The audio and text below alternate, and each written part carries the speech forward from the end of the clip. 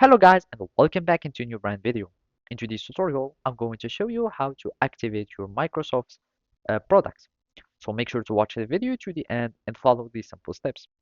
So basically, you will be needing to simply go to the Microsoft account and from there you can get your license or to subscribe to a plan so you can active your products or the Microsoft product.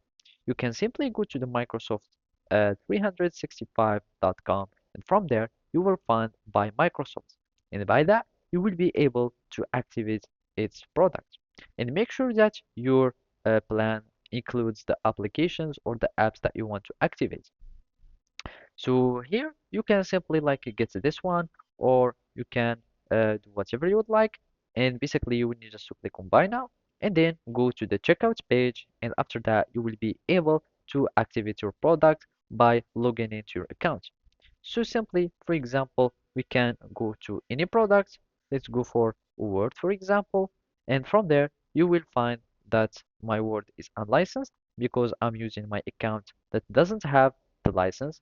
So you can simply log in into the account that has a license, and basically you can manage your accounts from here. And as you can see, you can also like update the license. And from there, you will be able to start getting the license from your account, or you can activate your applications. So you can just add the account that has the subscription, and your applications will be activated. And or you can simply before installation, so as you can see, whenever you are going to install, this is just like support article from Microsoft, you will need just to sign in to the account, and from there you will be needing to activate the software over the internet in case you didn't have like a license or whatever.